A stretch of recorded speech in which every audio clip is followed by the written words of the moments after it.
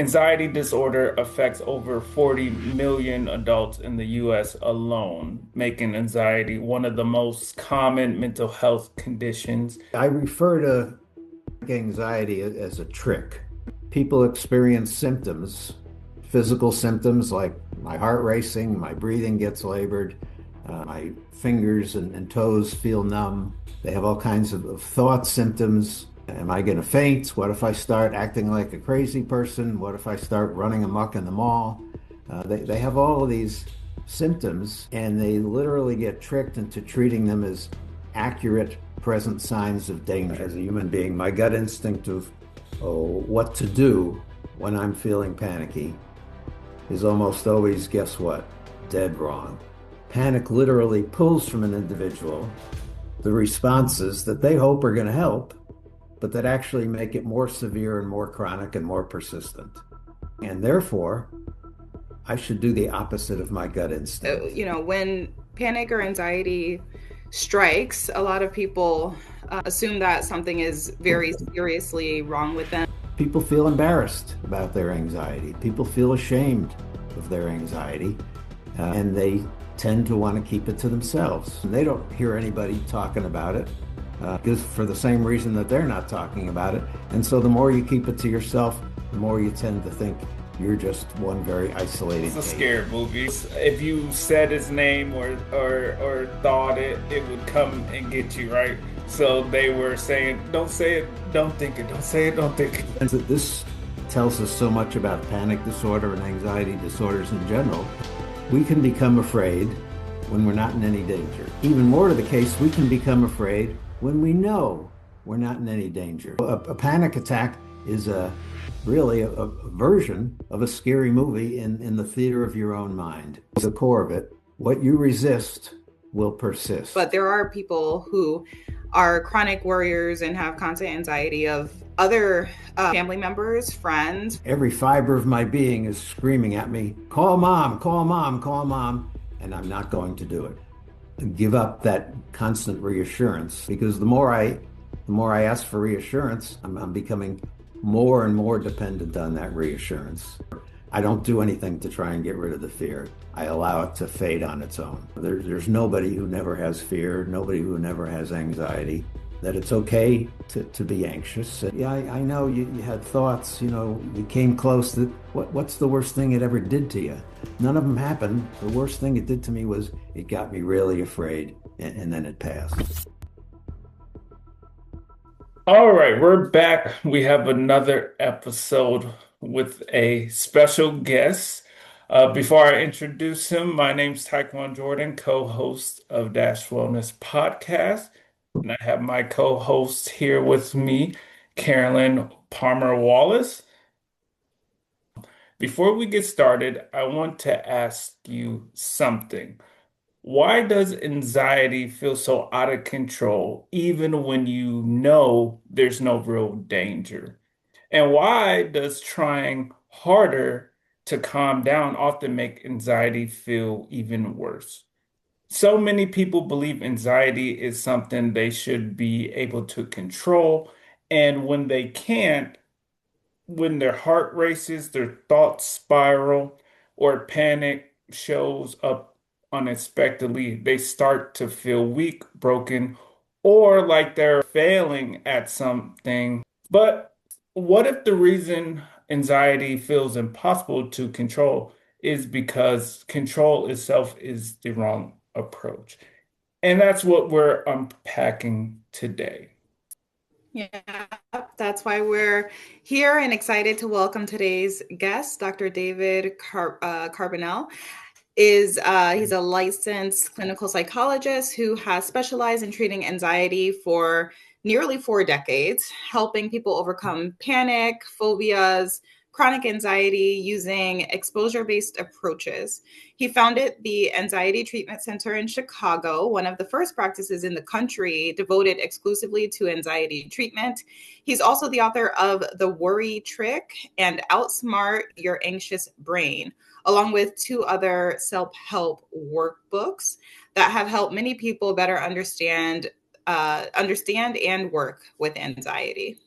Dr. Carbonell, it's an honor to have you here. Before we dive in, just want to know about your background, what led you into this field, and what made you want to become an author. Oh gosh, psychology was a second career for me. I went into it a little later than most people. Um, when I was doing my initial practicums, where you go out and you work, depending on what year it is, you might work 5 hours a week or 10 hours a week in a clinic somewhere. And they give you a little bit of everything. They try and mix up the problems you're working with. It quickly became apparent I seemed to do better with the cases involving anxiety than than anything else. Depression, substance abuse, family problems, what have you. Uh, what I seemed to be really good at was anxiety problems. I just related to it more quickly. I got more quick results. When I went to internship, where you work full time for a year, I interned at the Heinz Veterans Hospital here in Chicago. Same thing. And along the way, people see, my supervisors always seem to notice that and comment on it. They say, "Well, you're really good at anxiety stuff. These other things not so good, but anxiety you're good with. We'll send you more of those." And people just kept sending me more cases that I was the go-to guy for an anxiety case. And that just kept happening, and I liked it. I was getting good results. This was in the mid 1980s when cognitive behavioral treatment for anxiety, first came online. Prior to the early 80s, God help you if you had panic disorder, agoraphobia, generalized anxiety disorder. There wasn't much of anything that was useful.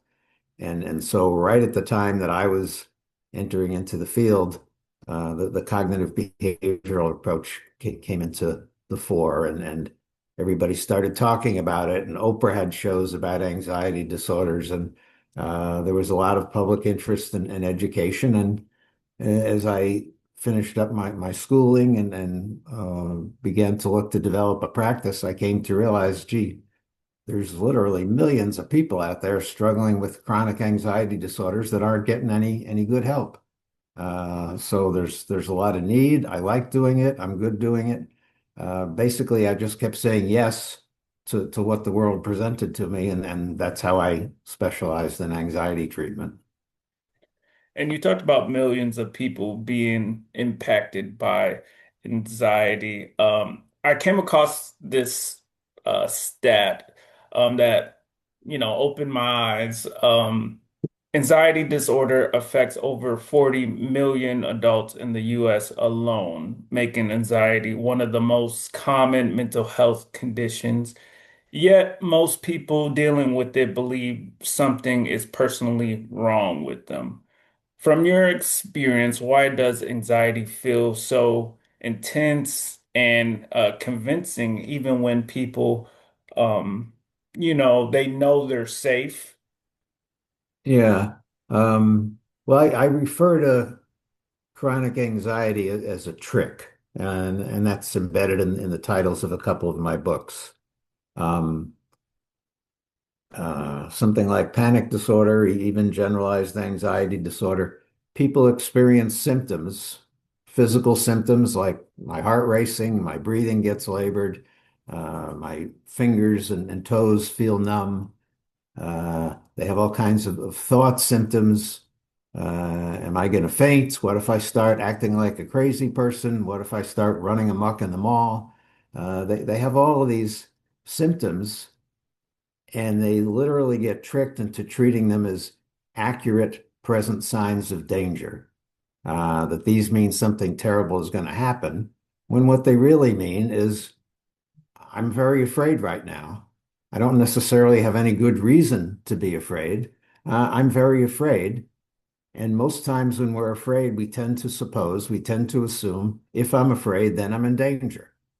And so they feel afraid, they realize they're afraid, they think that means they're in danger, and so they figure they need to protect themselves, to rescue themselves, to flee the scene, to fight off the symptoms somehow. And then they get badly stuck because with chronic anxiety symptoms, this is literally the core of it. What you resist will persist. The more you tell yourself, don't worry about it, the more you try and say, calm down, the more you try and argue with your thoughts, the more you try and protect yourself against those physical sensations, the worse they get. It's a vicious cycle. So why do people have so much trouble controlling it? They try to control the wrong things. They try to control their thoughts. They try to control their physical sensations. We don't control that stuff. And the harder we try, the worse it feels. What we can control, what's useful to control in an anxiety episode is my action, what I do. I can control more or less what I do with my hands and my feet and my voice. I can't control my thoughts. I can't control my physical sensations. And particularly with my thoughts, the more I try and control them, the more I try and refute them, disprove them, make them shut up and go away. Well, now I'm just arguing with myself. And when a person's arguing with themselves, that's such an evenly matched contest, it can go on forever. And that's what happens. They keep arguing with themselves to no good result. When what they'll be better off doing is focusing on how they respond to the fear, rather than trying to combat or oppose the fear. Yeah. And, when panic or anxiety strikes, a lot of people assume that something is very seriously wrong with them. There's a stigma associated with it. Can you speak to any, common misunderstandings or stigmas about anxiety that may keep people almost paralyzed in that state? Well, one of the big issues, the thing that still makes it seem to a lot of sufferers that they're one of a very small number. They're one of a very tiny group of weird and peculiar people that have experiences that nobody else does. Is most people, and this is still true today, not quite as bad as it was 10 years ago, maybe, but still largely true. People feel embarrassed about their anxiety. People feel ashamed of their anxiety, and they tend to want to keep it to themselves. And so you got 40 million Americans all thinking they're the only one or maybe one of 10 in the tri-state area, and they keep it to themselves and they don't hear anybody talking about it, because for the same reason that they're not talking about it. And so the more you keep it to yourself, the more you tend to think you're just one very isolated case, and there's something really troubled about you that doesn't pertain to the rest of the population. That's the worst outcome of the stigma, the shame and embarrassment. It makes people seem like they're really unique. Do you see it more in men, or in women, or is it even across the board? Historically, this is more even today than it was when I began. Uh, Historically, it was always thought of as a problem for which women much more frequently than men come in and seek help for this. Now, I think the numbers today, it's not quite 50-50, but they're a lot closer to that. There's a few reasons why women seemed overrepresented in the population of people who come to a mental health clinic with anxiety. One is, in general, women tend to be more willing to seek help across the board. And so they were more represented there. The second reason was that there's a big overlap with substance abuse and anxiety disorders. A lot of people with panic disorder try and medicate it with alcohol and drugs. Sometimes people start in the other direction. They're abusing alcohol. They begin to have panic attacks as a result. Men were much more likely to present to the mental health system and get a diagnosis of substance abuse rather than panic disorder, which kind of altered the numbers as well. So maybe a slight preponderance among women, but not nearly as much as the raw data would suggest. And for someone who's scared of their own anxiety symptoms like racing heart, dizziness, shortness of breath, what would you want them to understand about what their body is actually doing? Well, I'd want them to understand that their body is producing the same effects, the same sensations that it would produce if a big tiger appeared across the street. Their body is gearing up to get ready to run away from or fight off that tiger. It's speeding up your heart rate and pumping adrenaline into your system so you have more energy with which to fight or run away from the tiger. It's changing blood flow in your body. It's moving the blood that's normally close to the surface, moving it deeper inside the body into your core, giving you these peculiar sensations of numbness in the extremities as the blood moves away. The reason it's doing that is if a tiger starts ripping at your arm, the less blood you have in your arm, the less blood you're going to lose. Your breathing changes because you want to literally hyperventilate to give you more energy for that kind of struggle. It's doing everything that would be really useful to do if you had to fight off a predator. The only difficulty is there's no predator. You're getting all dressed up with nothing to fight and run away from. And so people perceive these powerful sensations, and that leads them to, they look around, they see, I don't see anything dangerous. There's nothing here. What's wrong with me? I must be losing control of myself. I must be going crazy.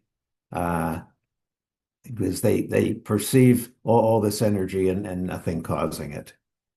So that's what they need to understand about this. I'm gearing up for a struggle that's not happening. Nothing is out of control. In fact, the sensations that arise are evidence of what a finely tuned mechanism your body is, that it's turning on a dime to help you for this life and death struggle. The only problem is you got the wrong signal. There ain't any struggle necessary right now. But that's literally what's happening. Now, Mhm. if you were actually in that situation, some kind of predator, some kind of assault that you had to fend off, you know what? You'd have all the same sensations. You wouldn't notice them. You'd be too busy fighting and running. When you notice them is when there's nothing to hit, nothing to run away from. That's what you're left with. My God, what's going on with me? If it was a walrus trying to pierce you with his long teeth there, you wouldn't be thinking about what your heart was doing. You'd be too busy hitting the walrus and running away. Yeah, and let's hope you get away, right? Yeah. Yeah, if there's one. Yeah. Yeah, right. And so when it's not there, you're thinking about, gosh, what if I couldn't get away? What if I tripped? What if my shoelaces were tied together? What if something terrible happened? Uh, that's what you do when there's no predator in front of you. Your mind can make all that stuff up. Yeah, yeah. And you spoke to just a little while ago avoidance, that method and kind of suppression when someone is experiencing anxiety symptoms. You explained that long it really is counterintuitive and it makes the anxiety worse and can increase frequency and stuff like that.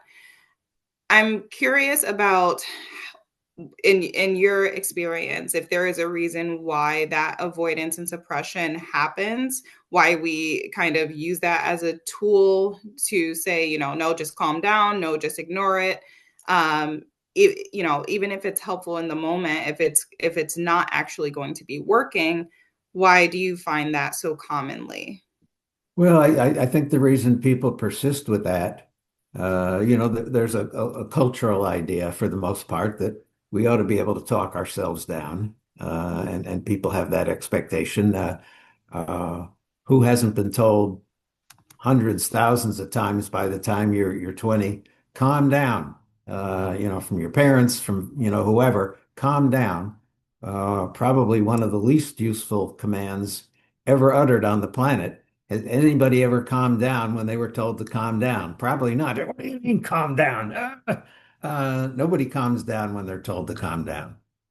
Why do people persist with that?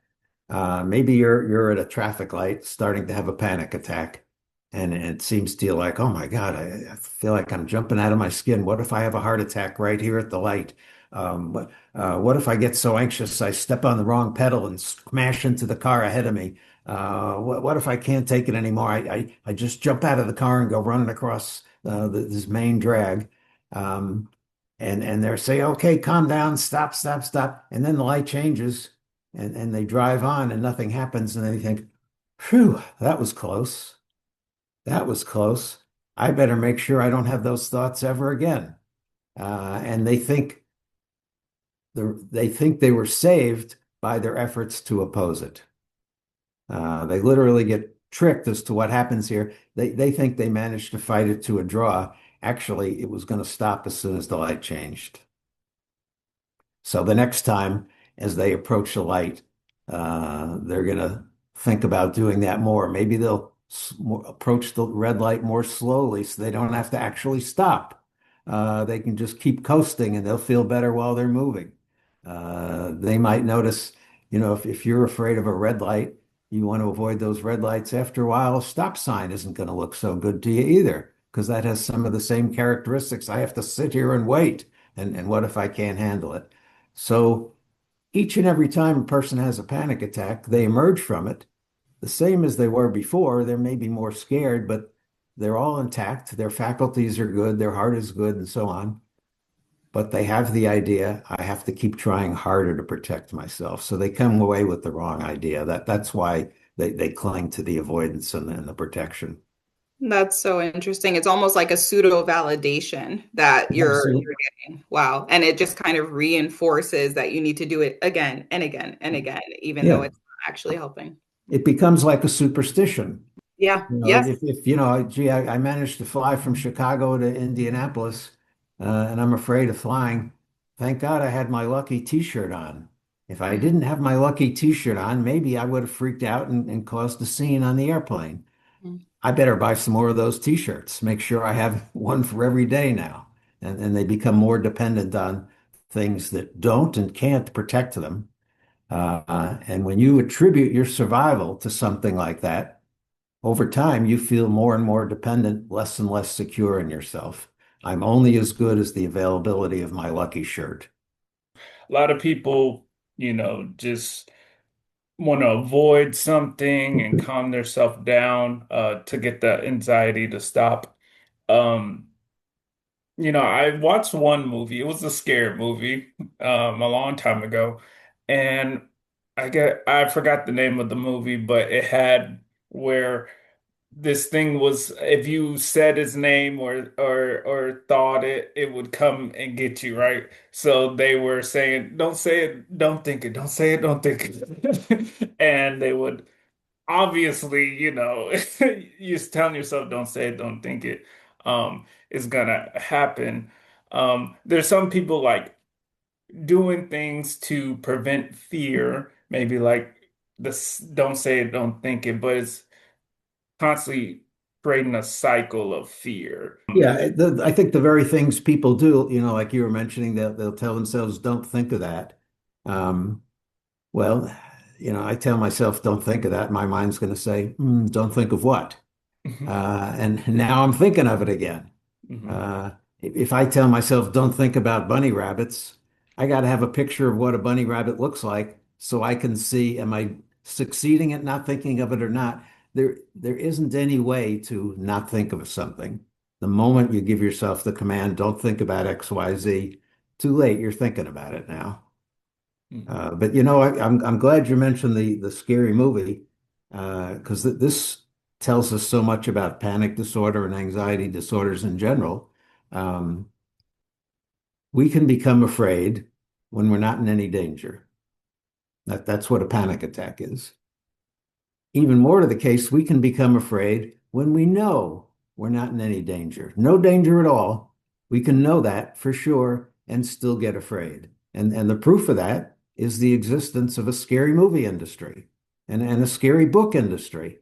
We're a species that can become afraid just from reading words printed on a page, just from looking at photographs, just from going into a theater and looking ahead at the screen and eating my popcorn and drinking my soda and hearing, people move around in the seats next to me and I see something looks scary on the screen, my body is going to respond as if I'm in danger.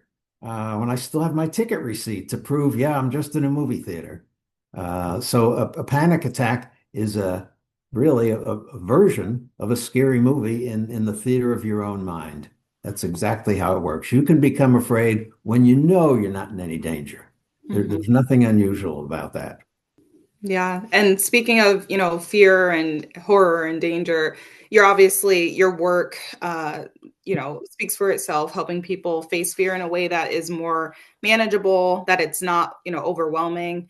Can you speak to us a bit about what does healthy everyday exposure look like for panic or for phobias or for chronic worry? Is there a healthy everyday exposure of that in terms of management? Yes, it's different, say, for somebody who's coming in with panic attacks where they have these powerful experiences of physical fear that leads them to think they're about to lose control. Maybe as compared to someone with generalized anxiety disorder who doesn't so much have all those powerful physical sensations of panic, but they're constantly worrying, what if this and what if that and what if the other thing? In either event, if it's more purely thoughts as the symptoms or the full body experience of a panic attack, the exposure involves a step at a time at a pace that's acceptable to the client, stepping into the circumstances, the locations, the activities, whatever, that produce some anxiety symptoms. Stepping into that so that I can have some anxiety symptoms and get used to them, work with them, allow them to decline on their own without use of medication or alcohol, without fleeing, whatever. Somebody in an extreme case, say somebody who's pretty much housebound, so troubled with panic attacks that they've gotten to the point where they rarely leave the house. Um, I've worked with people in that circumstance, and we start where they are. Would you be willing to come and stand by the fence with me? Okay, that might be the first step for somebody who hasn't been outside of their house for 6 months. Let's go out and stand by the fence. And remember, you're going to get anxious. Let's remember why we're doing this. The point isn't to go out to the fence and feel calm. The point is to go out to the fence and allow myself to feel anxious. And while I'm feeling anxious, I'm going to respond to it in a different way. Maybe I'm going to moderate my breathing. Maybe I'm going to remind myself, okay, this is good. I came out here to practice feeling afraid, and I'm afraid. Good. I got what I came for. Uh, that's so important to the exposure. People often misunderstand and think exposure means go out and do it and don't feel afraid. Now, the very reason you're going and doing it, go out into the activity, the location, board an airplane, drive on the highway, is not to do it without fear. It's to practice having the fear and responding to it differently. That would be, a healthy, ordinary kind of way of putting exposure into your life. And I just have a maybe a tangential question a little bit, but as we're talking about people facing these fears, we're speaking more about the individual and having internal fears for themselves. But there are people who are chronic worriers and have constant anxiety of other family members, friends. For example, I know mom is on a long haul trip, road trip or something. God, I hope she doesn't get in an accident. I need her to call me every 5 minutes, etc. Are there tactics or tools that can be put in place? Are they similar? It for the person who worries about things that impact themselves, but also the people around them, to the extent that it becomes invasive for the people around them or too much to bear.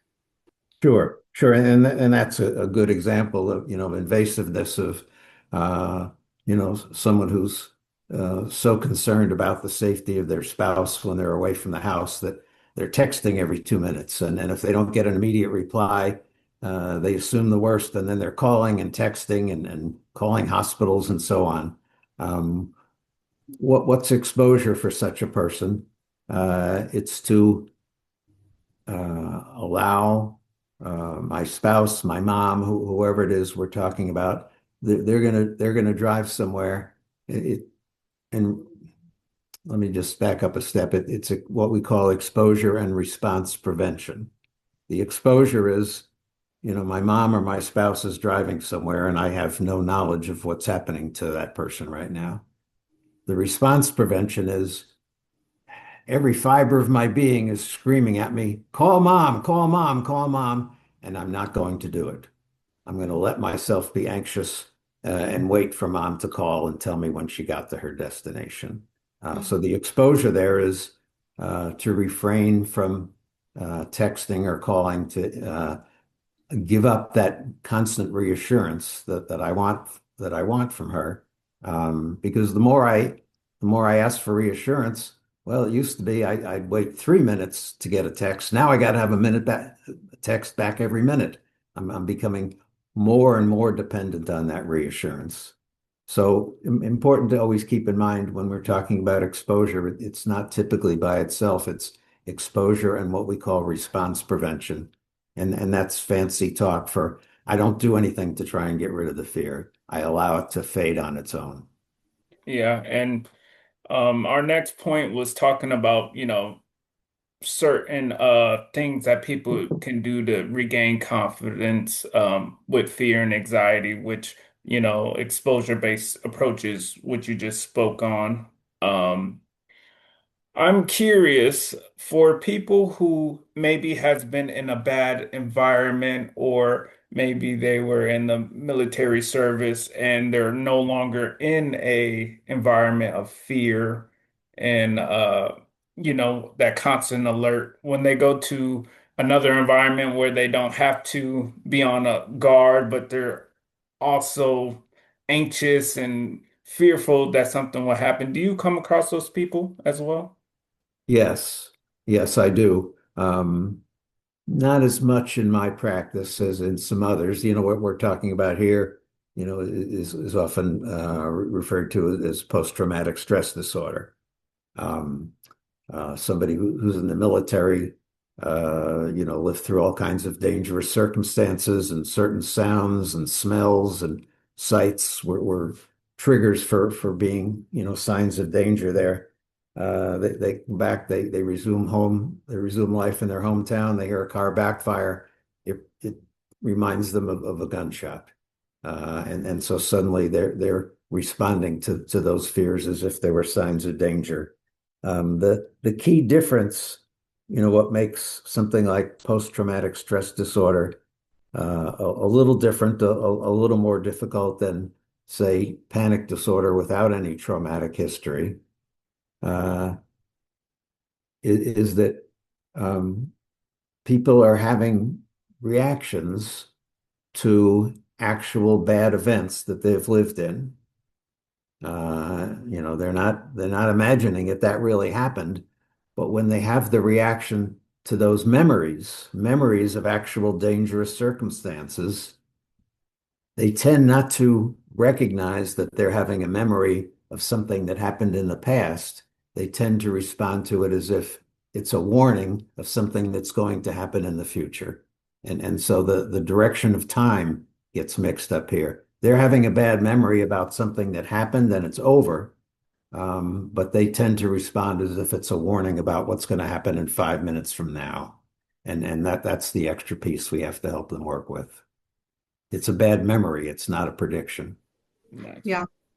No, that makes a lot of sense. And going back to those who have chronic anxiety, panic disorders, for folks who have tried coping mechanisms, and I know, exposure therapy is something that seems to work, but for those who maybe are resistant to it or it doesn't work for them, what changes need to happen in order to make real progress? Is that where we start relying on medication a bit more? How do you work with folks who have issues with those coping skills?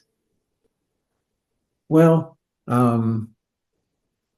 really, it would depend more specifically on what the issues are. I think a lot of people uh, seek out help for anxiety disorders, and look to get exposure treatment I think the most common difficulty is the exposure treatment isn't being presented to them in a useful and accurate manner.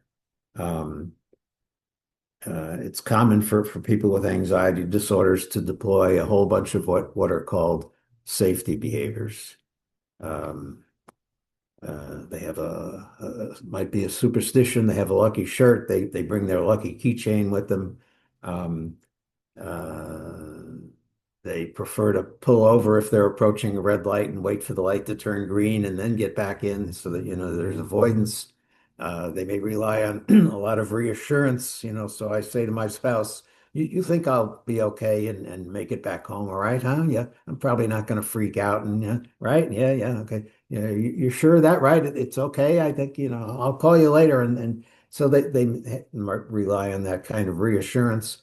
The the presence of any kind of a safety behavior, and here I would include, emotional support animals, substance abuse, whatever. When people rely on things to give them the feeling of protection, that undermines the exposure. Exposure that's done with a lot of uh, safety behaviors isn't going to work very well at all. So that would be the first thing that I would look at. Not that it really doesn't work for this person, but there's something about the way they're using it that's self-defeating. What we talked about, I think a couple of minutes ago about how people will use drugs or alcohol. Can you just speak about, are they trying to numb out that feeling of anxiety or fear with the alcohol and drugs? Yeah, yeah. Yeah. And it cuts both ways. Some people start with alcohol and drugs, start with the substance abuse, and develop panic disorder as a result.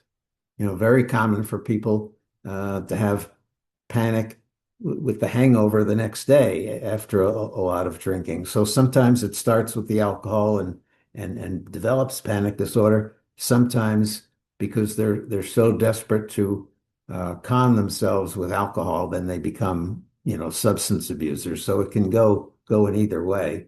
Um, but yeah, it there's it's simply not going to be helpful to bring alcohol into or drugs into the situation.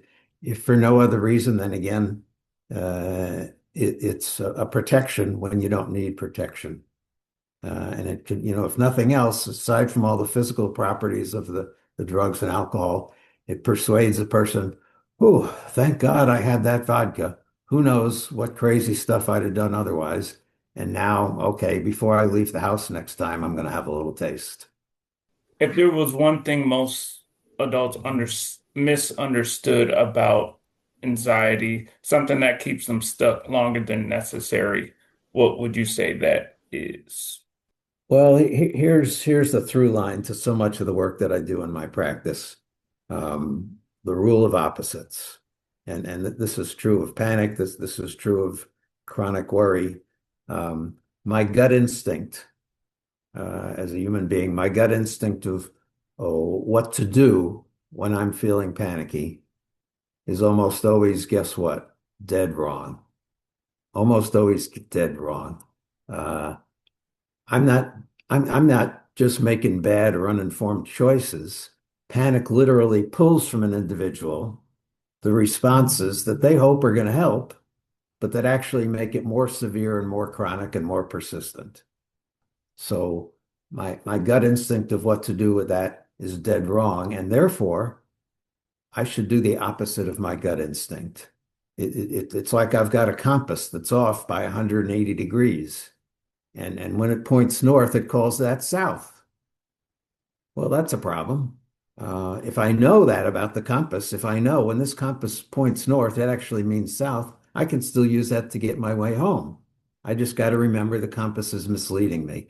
And my gut instincts with respect to panic and severe anxiety, I need to flip that around and do the opposite of my gut instinct.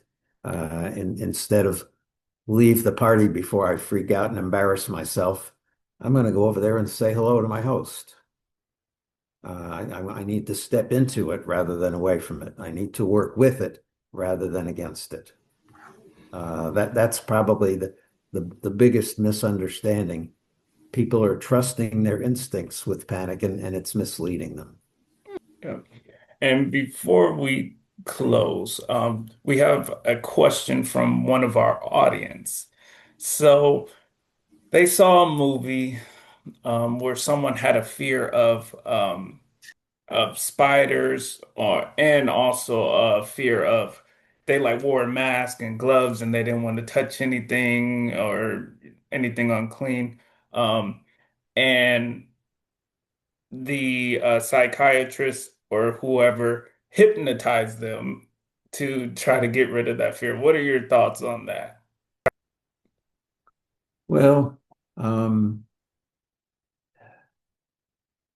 there might be a role, and it's a minor role. I think there might be a role in using, self-hypnosis as a helpful technique.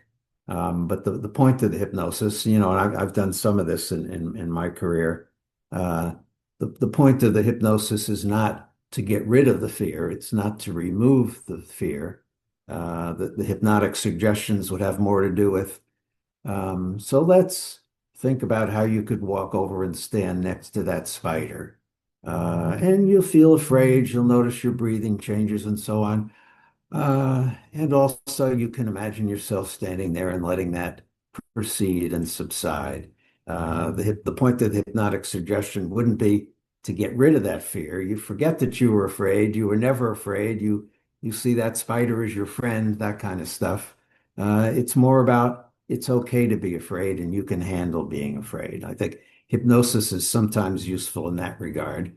But of course, most people's impressions of hypnosis are I'll go and he'll twist move the watch back and forth, and then I'll forget all about being afraid. That's again too much, looking to oppose, get rid of, try and undo the fear. It's okay to be afraid, I think is a much more useful point. It's okay to be afraid, and I can work with that rather than I have to prevent any fear from entering my body. And would you say that's the ultimate, end goal essentially for someone who suffers from anxiety disorder or panic disorder, that we know how to deal with the anxiety, not necessarily that it's always that, our fear is going to go away? Or is there an aspect of fear that we can, get to a point that it no longer is fearful for us, especially for people who have these diagnosed disorders? Yeah, well, thanks for asking that. That's a key question. The goal of treatment isn't to produce a person who's no longer ever afraid. Um, the only people who have no fears are dead people. That's nothing to aspire to. We're not looking to rush that. There's nobody who never feels anxiety, nobody who never feels those sensations. They're an important part of life. That's what helps us keep alive when we do face a threat. So somebody who no longer felt fear, they'd have a lot of trouble with that. The goal is I can work with fears. I'm a fallible human being. I'm the kind of species that I can walk into a theater and watch something that I know isn't true. It isn't happening now, and my heart will still start pumping. That's okay. That's just how we're built. We're built not to be right. We're built not to be smart. Principally, we're built to stay alive. And the best way we stay alive is we get anxiety telling us, okay, don't go here, don't go there. Um, if we didn't have any fear, we'd constantly be in the buzzsaw. So the goal, what we're looking for, is that people can work with the fear and not be disrupted or deterred by it. Um, much more so than they never feel afraid.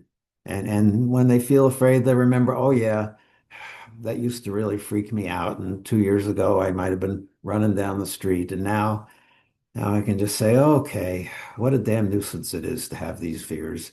All right, let's just wait it out. That's much more the goal. This conversation has really reframed how, anxiety is portrayed. Instead of something to fight or control, fear becomes something people can understand, respond to differently, and move through. by literally practicing with it. I just want to get that word in. That's so important to this work. We're practicing with anxiety so that we have a less strong reaction to it. Yeah.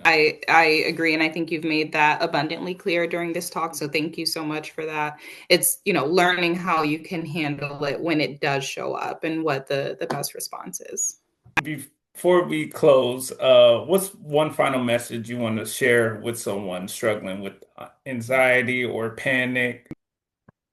That it's a common and ordinary problem that's part of life. That there's nobody who never has fear, nobody who never has anxiety. Um, that it's okay to be anxious, and your choices with anxiety are really in the range of how do I want to respond to it. Let me focus on working with it rather than against it. Um, I that's those are the two most important things. Very common, even though you feel like you're the only one, and very ordinary, even though you feel like, gee, this is terribly, freakish and calamitous. I'll sit down with a client and we'll review somebody that's maybe had 10 or 20 years of panic attacks. Oh, what's the worst thing that panic attack ever did to you?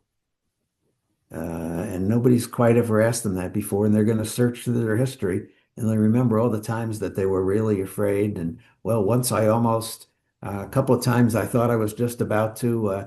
One time I was really convinced that, yeah, I know you had thoughts, you came close. That what's the worst thing it ever did to you?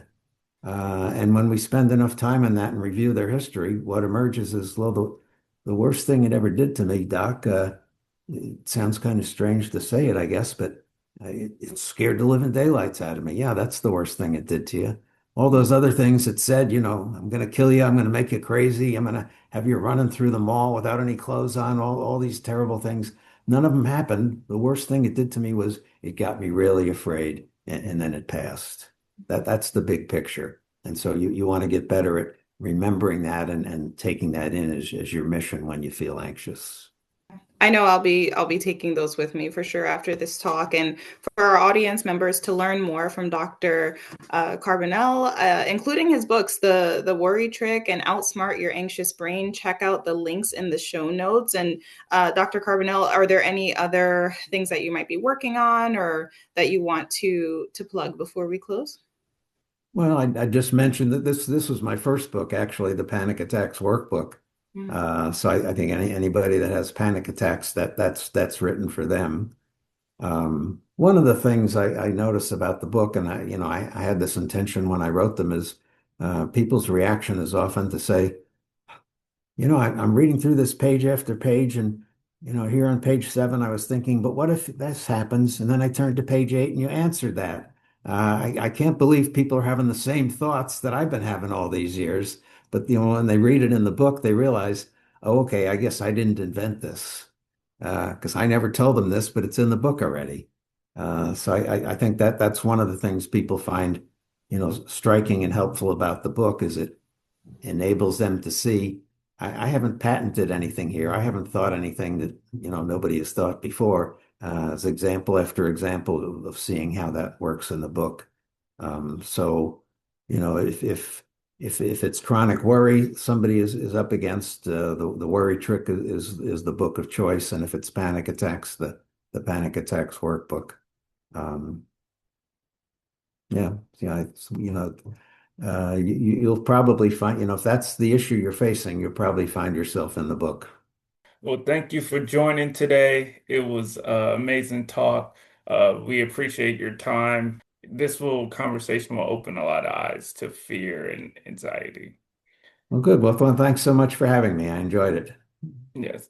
And for the audience, if today's conversation helped you, make sure you like, subscribe to the podcast so we can bring on more experts and make mental health more accessible. We will see you in the next episode. Bye for now.